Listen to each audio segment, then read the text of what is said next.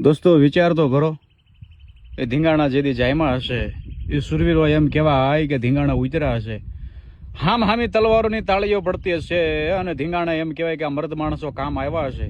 એ ધીંગાણું કેવું હશે તમે વિચારો તો ખરા. દોસ્તો અત્યારે હું કંથકોટની માલિપા છું. ઐતિહાસિક ભૂમિ એવી કંથકોટ. આ અનેક અને અતિ વિશાળ પાળિયાઓના દર્શન કરવાને માટે હું અવારનવાર આવું છું. ત્યારે આપ જોઈ શકો છો કંઈક સદીઓથી આજે પણ અડીખમ ઉભેલા આ પાળિયાઓ જે છે ને એ લળી અને આપણને એમ કહેતા હોય કે અમે ધર્મ માટે થઈ, બહેનો દીકરીઓ માટે થઈ, અમે આ ધરતી માટે થઈ અને લીલા માથાના બલિદાન દીધા છે. દોસ્તો એક આ વિશેષ પાળીઓ તમે જુઓ. આ પાળીઓ જે છે ને એમાં માએ પોતાના બાળકને તેડ્યું હોય એવી પ્રતિકૃતિ કંડારવામાં આવી છે. તમે વિચારો તો ખરા.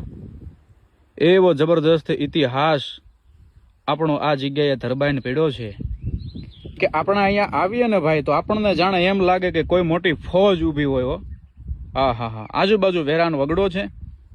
કંથળનાથજી દાદાનું ઐતિહાસિક અને અતિ પ્રાચીન મંદિર છે. અતિ પ્રાચીન જૈન મંદિર છે, અતિ પ્રાચીન સૂર્ય મંદિર છે. દોસ્તો આ બધા પાળિયાઓ તમે જુઓ તો ખરા. હા, એક પાળીઓ જાણે એક કથાનક લઈને બેઠો હોય, એક ગાથા લઈને બેઠો હોય. વાહ! આ શૂરવીરોને કોટી કોટી વંદન, આ સતી માતાને કોટી કોટી વંદન.